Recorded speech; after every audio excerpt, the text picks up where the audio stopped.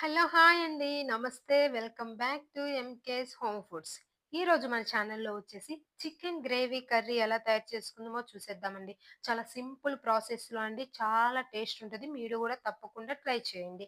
ముందుగా చికెన్ తీసుకొని బాగా శుభ్రంగా కడిగి 2, 3 సార్లు తీసి పక్కన పెట్టుకుందాం. దాంట్లో 1 టేబుల్ స్పూన్ పసుపు, 1 టేబుల్ స్పూన్ ఉప్పు, 1 టేబుల్ స్పూన్ కారం, కొంచెం ధనియాల పొడి, కొంచెం అల్లం వెల్లుల్లి పేస్ట్ వేసుకొని అలాగే కొంచెం కొత్తిమీర గూడా వేసుకొని ముక్కలన్నిటికి బాగా పట్టే విధంగా ఉప్పు, కారం, పసుపు బాగా కలుపుకొని తీసుకొని పక్కన పెట్టుకుందాం. తప్పకుండా ట్రై చేయండి. చాలా టేస్ట్ ఉంటది. ట్రై చేసి ఎలా ఉందో కామెంట్ బాక్స్‌లో కామెంట్ చేయండి. తర్వాత ఒక పాన్ తీసుకొని దాంట్లో తగినంత ఆయిల్ వేసుకొని ఉల్లిపాయలు, పచ్చిమిర్చి సన్నగా తరుక్కొని వేసుకుందాం. అవి సన్నగా ఉంటే గ్రేవీ మనకి చాలా వస్తుందండి.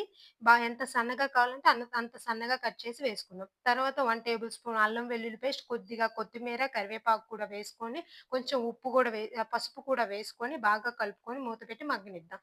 తర్వాత మనము గ్రేవీకి 2 లేదా 3 చిన్న సైజ్ టమాటోస్ కూడా బాగా మిక్సీ పట్టి ఆ ప్యూరీని కూడా దాంట్లో వేసుకొని బాగా కలుపుకొని మూత పెట్టి మగ్గనిద్దాం. ఆయిల్ అనేది పైకి తేలే విధంగా మగ్గనిద్దాం. తర్వాత ఇందాక మనం మ్యాగ్నేట్ చేసి పక్కన పెట్టుకున్న చికెన్ కూడా దాంట్లో వేసుకొని, బాగా గ్రేవీ మొత్తం బాగా కలిసే విధంగా పూర్తిగా కలుపుకొని, కొంచెం వాటర్ వేసుకొని మూత పెట్టి ఉడకనివ్వండి.